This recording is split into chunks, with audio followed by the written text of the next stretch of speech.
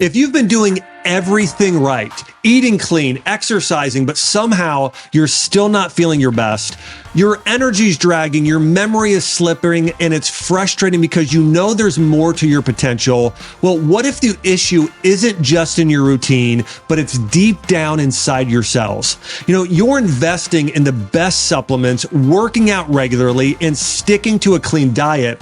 But if your cells are stuck in what's called cell danger response, all the hard work might not be paying off as it should.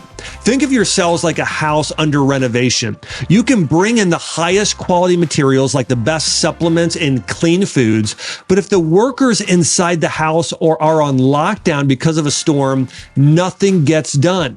The materials just pile up unused. That's what happens when your cells are in CDR. They can't fully use the good stuff you're giving them. Getting out of CDR, the cell danger response, is the key to unlocking your body's full potential. When your cells are no longer in protective mode, they can finally use the nutrients, hormones, and energy you're working so hard to provide. That's when everything starts to click. Your energy improves, your workouts become more efficient, and you start to feel like yourself again. Go to beyondbloodwork.com to learn how to break free from cell danger response and make the effort pay off. Hey everyone, welcome to Dr. Josh Axe Show, where each and every week we explore the science and principles behind how to grow in body, mind, spirit, and take your health and your life to the next level. On today's episode, I'll be answering your personal questions like how to test and treat mold illness, how often should you be eating. I'll also be answering your questions about thyroid health, detoxification, things that you can do with essential oils, and a whole lot more. And at the end, I'll also be sharing some of my favorite recipes around the holidays, including my favorite Thanksgiving recipes, family traditions, and what we do in the Axe household to elevate our health around the holidays. Before I dive in though, make sure to subscribe here so you don't miss a thing on the podcast. And also thank you all of you who are on mission with me, who are sharing this information that I believe is going to help people heal. And hey, by the way, if you want to be part of a podcast Q&A in the future, you could submit your questions to me on Instagram. I post question boxes regularly on my story. You can follow me at Dr. Josh Axe on Instagram if you're not already. And you can also send me a voice message to be featured on the show. Just click the link right here if you want to do that, or click the link in the show notes. First question, how do I test for mold both in the body and in your home? It's very easy. There's a lab test kit from a great company called Vibrant Labs. So it's the Vibrant Labs test kit or mold inspector. You can simply search online for Vibrant Labs mold test kit or mold inspector, and you'll find that online. But if you want to know for yourself if you've got mold both in your body and in your home, use the Vibrant Labs test kit. That's who I personally recommend. Number two, what are my top herbs for mold? Question here says, on your recent podcast last month, I heard you and Dr. Christopher Motley suggest herbs like smilax, neem, and cat's claw. How much do you recommend taking of these and how often? Okay, so the first thing I would say is if you've got mold issues, you want to clear out the air in your home, okay? I recommend, listen, there's lots of good brands. My favorite is Jasper, okay? There's also companies like Air Doctor and IntelliPure, but I really think that Jasper is the premium company out there in terms of an air filter. So that's who I'd recommend. So get that air filter. And by the way, it's amazing. This air filter actually shows you how much of these airborne particles are in the air. Okay, so you'll know what's going on partly in your home too. So I would recommend getting that air filter.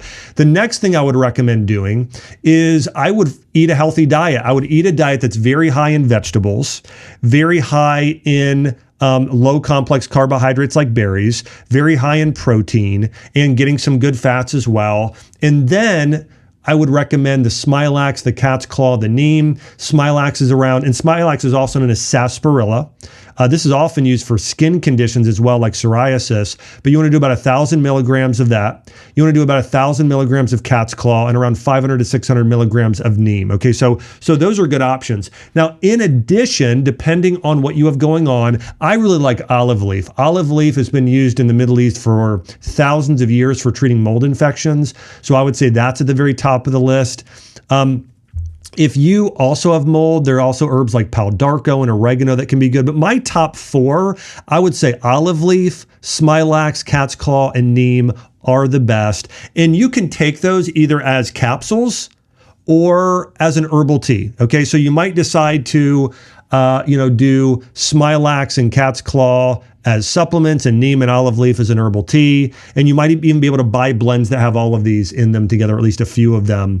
But those might be my top 4. And then I would definitely recommend a probiotic supplement. If you have mold, you want to take a soil-based probiotic supplement. Those types of probiotics like Bacillus subtilis, Bacillus coagulans, the Bacillus species, are able to move out some of the bad bacteria and the mold that is within your system. So a soil-based probiotic. And then I think you want to also take some supplements that support glutathione production. That could be a glutathione supplement. It could be an N-acetylcysteine. That's a NAC supplement that supports glutathione production. That's another option. So you want to boost up the glutathione in your body. Milk thistle does that as well if you want to do it as an herbal. But milk thistle, glutathione, NAC, they're all going to have similar benefits at boosting up glutathione, which is your body's master antioxidant at getting rid of mold and other toxins within your system.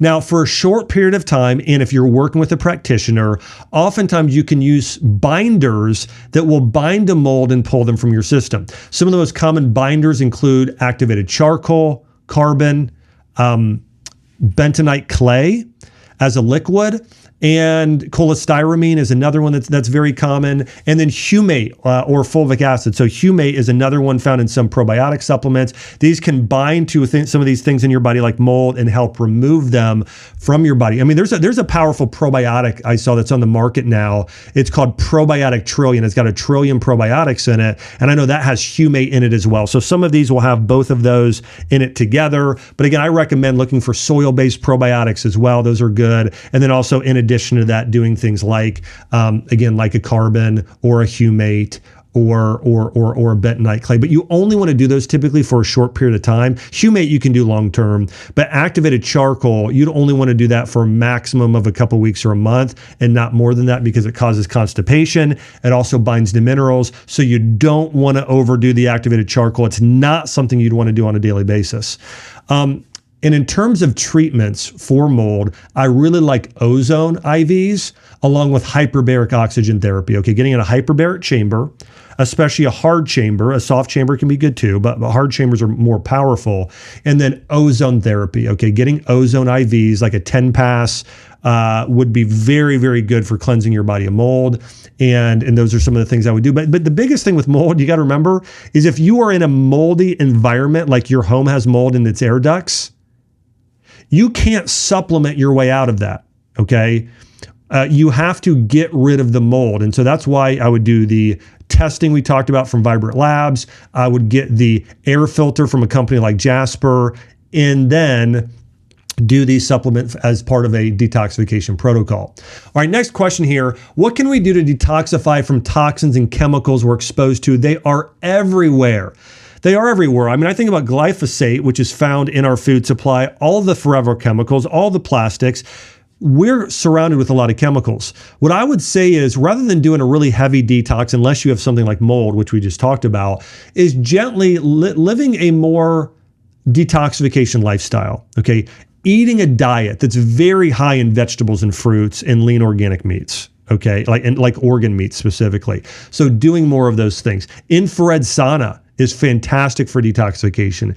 Exercise and sunbathing. Walking in nature is one of the single greatest things you could ever do to detoxify your body. When you're walking amongst the trees, you're getting all of that good air in your lungs. It's naturally detoxifying there. And so I would recommend walking in nature, doing nature walks on a regular basis, very detoxifying. Certain herbs, milk thistle, dandelion, burdock are going to be very, very high on the list of herbs that detoxify your body.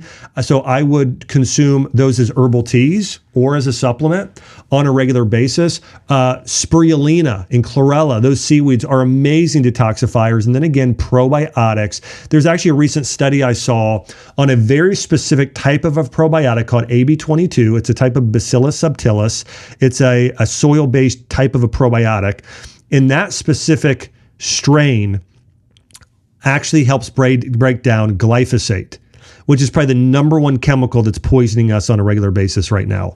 And so if you take specific types, and not every probiotic, but specific types like soil-based organisms, they will help your body break down glyphosate and eliminate it from your system. So those would be the top things I would do on a regular basis. Again, infrared sauna, and that's not number one, but it's still on the list. Infrared sauna, eat more fruits, vegetables, lean meats, and omega-3 fatty acids. Do herbs like milk thistle, dandelion, and burdock. Do some spirulina, chlorella. Get some probiotics. That's going to support detoxification in a major way. And then if you want to do an IV, like a Myers cocktail, that's great as well. That's going to have vitamin C. That's going to have glutathione in it. So I do think doing IVs on occasion are also very, very beneficial for detoxifying your body. Next question here. Do you have any suggested brands for non-toxic candles or others to keep your home smelling good while not breathing in toxins? Well, I can share with you what we do in our home. We do essential oil diffusers and essential oil-based candles. Those are the two things we do. We use essential oils, essential oils, essential oils. Essential oils are made up of volatile compounds from plants that are all natural that also have benefits for your body. Like Chelsea right now, in the fall, she's starting to diffuse a blend of, I want to say it's got like clove and cinnamon and ginger. We have another one that has fir. So it's more of like a very woody scent that feels very kind of winter. And so, we have one that's almost like a pumpkin pie spice with some ginger in it. So we're using a lot of these floral and barks and seeds and roots, these sort of herbal oils on a regular basis. So I would get an essential oil diffuser and buy some quality essential oils, and then buy candles that are essential oil based. And that's what I would do to keep your home smelling great without the chemicals. And if you've looked at the studies on how bad these candles are for your home, they're just absolutely terrible. They're endocrine disruptors. For women, they'll cause your estrogen to get too high. There's cancer risk. For men, it'll drop your testosterone levels. You want to stay away from the conventional candles and go all natural with essential oil-based candles. All right, I got a voice message here from Jennifer on Thyroid Health. So Jennifer, go ahead and ask your question. Hi, Dr. Axe. I listen to you all the time, and I follow you closely on your thyroid information. But can you please address people who have no thyroid?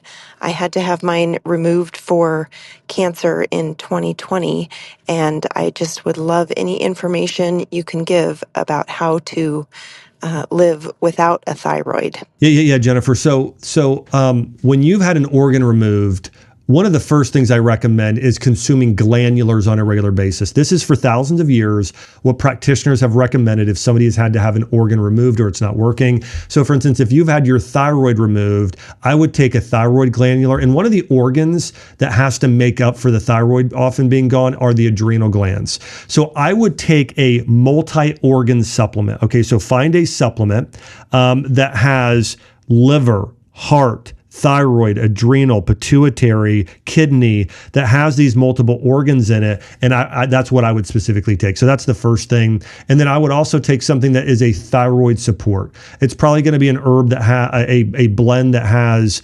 ashwagandha and other herbs that are supportive of the thyroid. Certain vitamins and minerals probably has a lot of the B complex vitamins, selenium and iodine. You could take some of those. But in particular, I would take a multivitamin that is specific to the thyroid or a thyroid blend. I would take a multi-organ supplement or a thyroid glandular. And then you probably, I'm guessing, are already on a natural thyroid medication like an Armour or a Nature Throid or something like that. And then you might also consider peptide therapy. There are very specific peptide formulas that are good for if you've had your thyroid removed. So I would do a Google search yourself and search for best peptides injections for thyroid health. Okay, and you can go and work with a functional medicine practitioner that can actually do peptide injections for your thyroid. And then in addition, use food as medicine. When you've had your thyroid removed, in Chinese medicine, the thyroid is part of what they call the upper burner. It's part of what fuels and keeps your body warm. This is why if your thyroid's not working properly, you'll notice your body temperature will drop. So a few other things you want to do. You likely want to do a little bit of infrared sauna.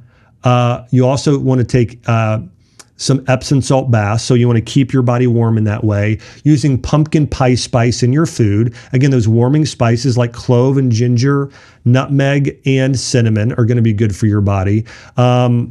And yeah, you want to keep your body a little bit warmer probably, but to support your thyroid for because of now it being gone and what that's going to do to your metabolism. But those are some of the things I would do. And I think you'll see if you do that, it's going to have a really positive impact on your thyroid health. You might also find a practitioner. I mean, when you've had an organ removed, oftentimes working with a functional medicine practitioner to help you can be beneficial. And by the way, anyone that's listening to this, very similar, if you've had another organ removed, if you've had your gallbladder removed, you want to take gallbladder and liver, okay, as a glandular. You want to take ox bile or something very similar to bile to break down fats and digestive enzymes. And so you want to do some things there and probably do a little bit lower fat to support your body in that way as well. If you've had your gallbladder removed, very similar if you've had other organs removed. You've had your one kidney, if you don't have two, if maybe you donated one or have kidney issue, you want to take a kidney glandular organ supplement on a regular basis. So you're getting that in your diet and it will support your body in that way.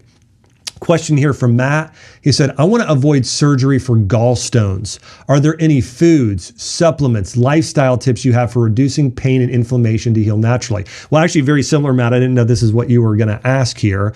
But I generally mentioned that if you have gallstones, and yes, you don't want your gallbladder removed. I had a close friend of mine who called me and he was literally in the hospital and he said, hey, they're about to remove my gallbladder. Should I have it removed? I said, no. He literally got up off the table in the hospital.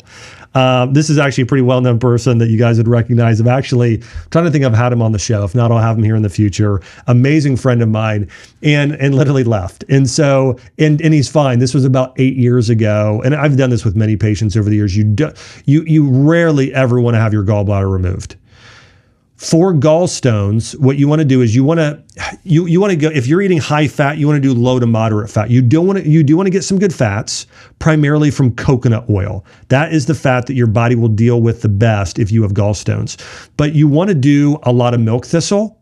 You want to take a liver gallbladder supplement. So you want to get liver and gallbladder. You want to take ox bile and you want to take lipase enzymes. One other thing that's very, very good for removing gallstones is eating a lot of apples. Okay, you could eat 3 apples a day. That should be your source of carbohydrates. Doing fresh pressed apple juice. But apples in particular are known for supporting and eliminating gallstone issues. And then I would see an acupuncturist. They can give you some advice. Acupuncture would be very, very good for avoiding surgery due to gallstones. But listen, I would eat really lean meat, a lot of vegetables, and a lot of apples. So meat, vegetables, apples. Meat, steamed vegetables, maybe have that with some hummus. Steamed vegetables, hummus, apples, almost a lot. And if you do that, that's going to help tremendously in the long term. So apple juice, fresh pressed, no sugar added, along with apples. That's actually an ancient therapy. And there is an old gallstone detox by Hulda Clark. And basically what you do is you do a gallstone cleanse. You will consume, this is going to sound like a lot, you basically drink an entire pint of grapefruit juice and maybe a lot of lemon juice. You do about a cup of extra virgin olive oil. So you drink olive oil and you do this at night and you lay on your side. Now, up until that point and after, you want to do mostly steamed vegetables, apples, and things like chicken broth. Okay. And it's about all you do for 3 days. So there are gallstone cleanses you can do. There's variations of what I just shared. That's something you can do. I don't recommend doing it all the time, but doing that a little bit. And I want to say you do olive oil and sometimes flax oil. It's sort of a combination sometimes, but you could look up Hulda Clark's gallbladder cleanse, gallstone cleanse, if you really want to do to cleanse those gallstones as an option. All right, question here from somebody who wants to remain anonymous. She says, I've had 4 miscarriages, all under 13 weeks. Do you have any advice on what I can do? Well, first off, I'm so sorry for your losses. I know that that's incredibly hard. And there are some things that's known in Eastern medicine that cause or make somebody more prone to miscarriages. And it really has to do with something in Chinese medicine they would call your earth element. It's connected to your spleen and your pancreas and your upper digestive system. And it's if your body is not warm enough, it will not hold on to things very well. And so the diet, let me first get into the mindset. The mindset around this typically is you need to feel safe and secure. Okay.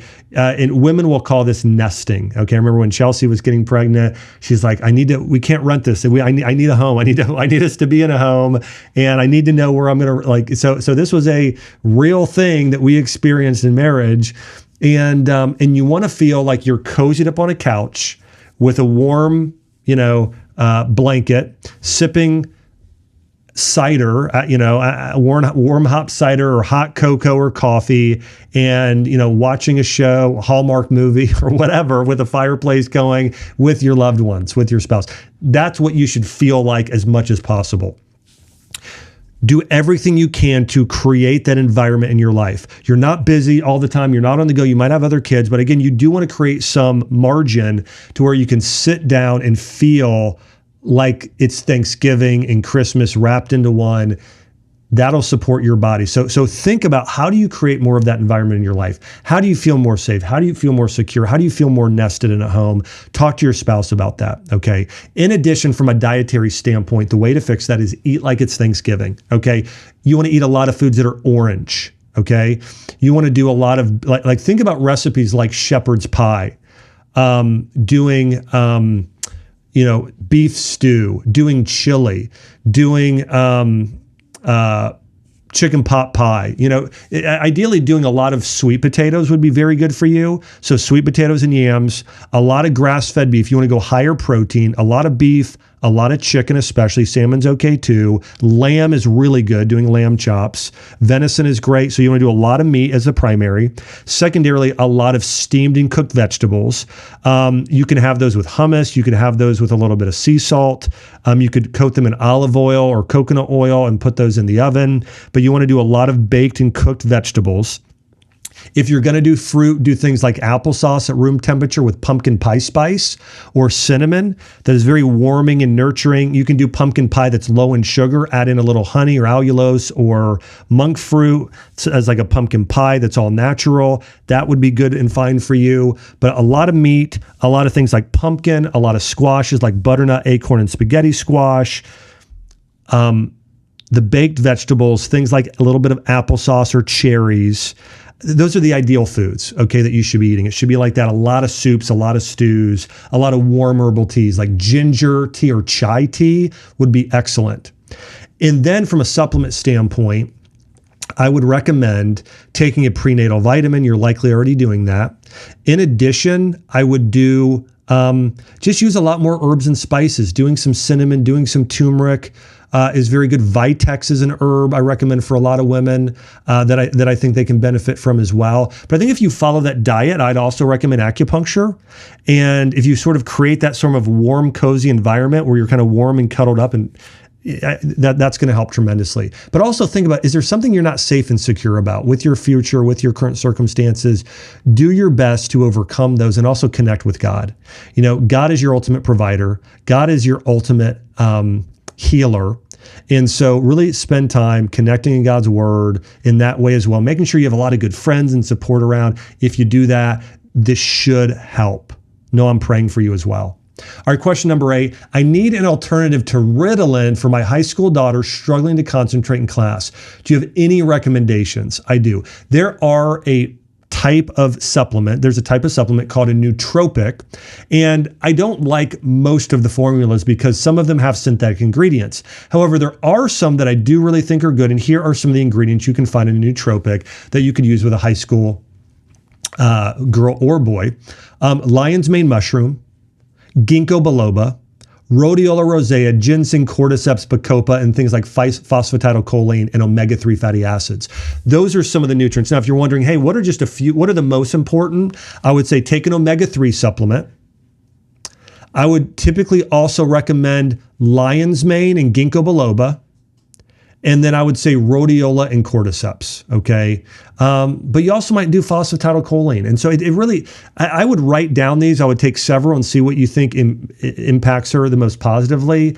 But those are probably the most beneficial that are a natural Ritalin replacement. And you can probably find a blend or two blends that cover most of this. Like you could probably get a blend that has the lion's mane, the ginkgo, the cordyceps or some of those. It's really adaptogens and then the herbs that bring blood to the brain, that combination, that's typically what a nootropic is. And then maybe there's some B vitamins in there. And then also you might be able to find an omega-3 phosphatidylcholine blend together for brain health.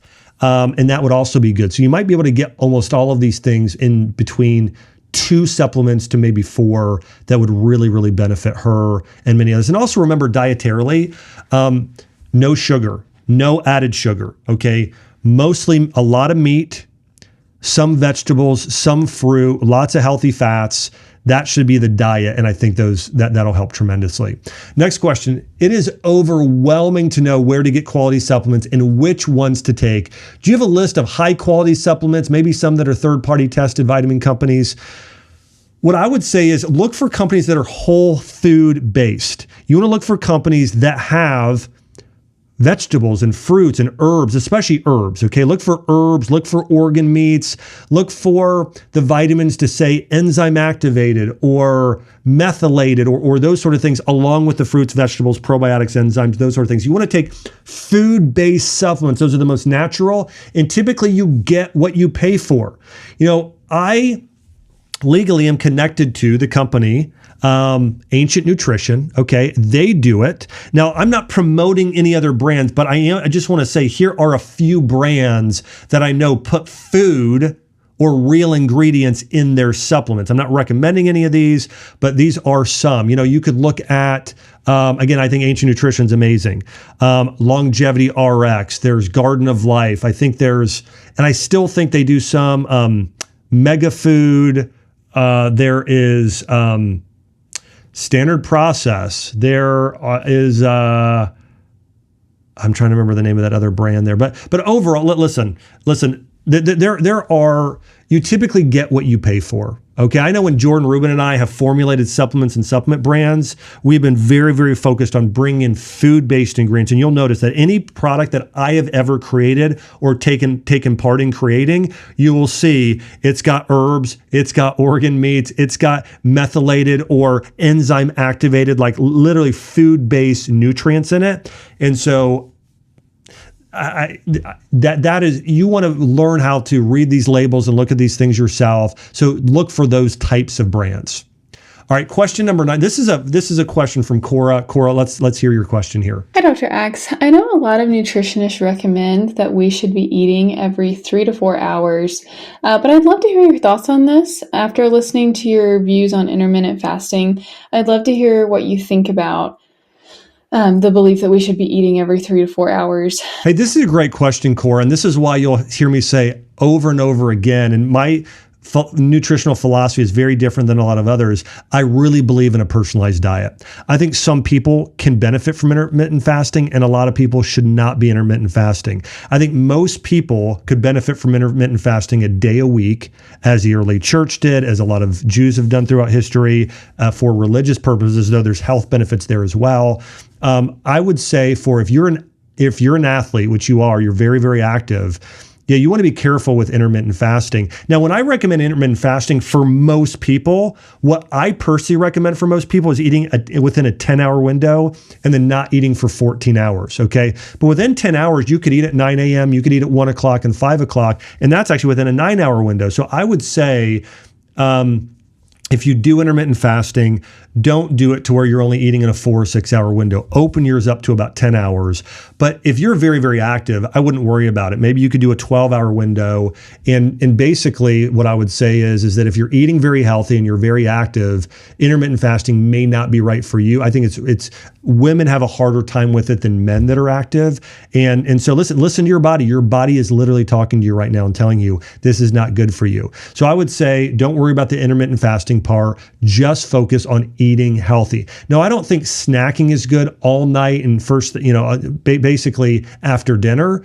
I don't think that's healthy for most people. And so maybe after dinner you don't eat anymore and then you eat again first thing in the morning. And I think that's probably about what's right for you. So I would make sure you're getting plenty of protein, you're getting healthy fat, you're getting plenty of carbohydrates. And then outside of that, I would not worry about the intermittent fasting. Again, for you, listen to your body. Intermittent fasting is great for some people. It's not so great for others. All right, I got a couple more questions here. One is, what is your favorite Thanksgiving recipe? Oh, this is a tough one. I have to say my favorite is the pumpkin pie that my wife Chelsea makes. My wife Chelsea, as a sweetener, uses honey. Okay, so we use honey as the sweetener. Outside of that, it's organic pumpkin. We make a sourdough crust, which is pretty awesome for our pumpkin pie. So sourdough crust, pumpkin pie with honey, with a lot of pumpkin pie spice in it. And that's typically what we use. We use pastured eggs. And that is my favorite Thanksgiving recipe, followed by my wife does a cornbread stuffing from organic cornmeal that is absolutely amazing as well. And so that we use chicken and beef sausage, a lot of celery, a lot of onions, and it's incredible. So I also, stuffing is my other favorite. So like for me, when it's Thanksgiving, I'm eating I'm a dark meat guy, a lot of dark meat turkey, a lot of legs. And then I will do a lot of stuffing. I'll typically do some cranberry sauce. I'll do some green bean casserole, and then I'll do my pumpkin pie. That's sort of like, and by the way, I'm the person that I eat Thanksgiving meal for the full week after. Okay. Every meal I eat at breakfast, lunch, and dinner because Thanksgiving is my favorite holiday. I love it. So, and then next question, do you have a favorite Thanksgiving family tradition? Yes, I'm glad you asked. And again, Thanksgiving is my favorite holiday. And listen, I love Christmas too. I love 4th of July. I love Easter, but Thanksgiving is my favorite. So with that, here's our tradition in the Axe household, what it typically looks like.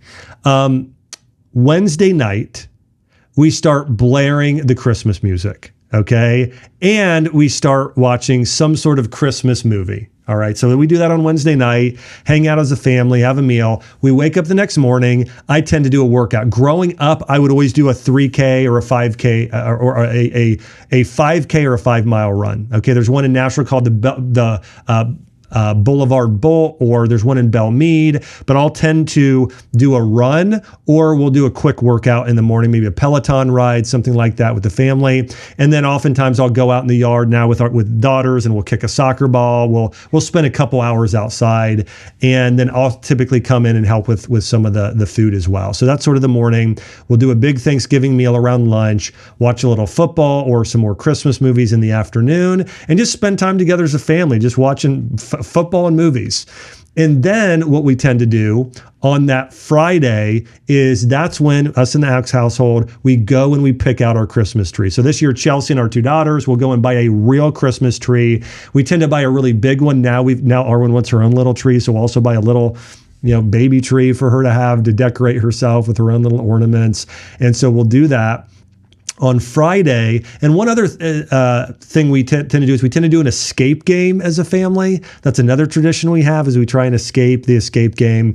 And then on Saturday, I'm an Ohio State fan. It's Ohio State, Michigan. It's college football. So if my dad's in town, I'll watch it with my dad or brother, and we will spend the entire morning until about 3:00 watching football. And in the evening, more family stuff. And then Sunday, they'll tend to deliver our Christmas tree on Saturday. So Sunday, then all day we are blaring Christmas music. We are decorating the Christmas tree, and then Arwen is circling the things or talking about the things she wants, watching Christmas movies. And then back to work on Monday. But that tends to be our Thanksgiving traditions.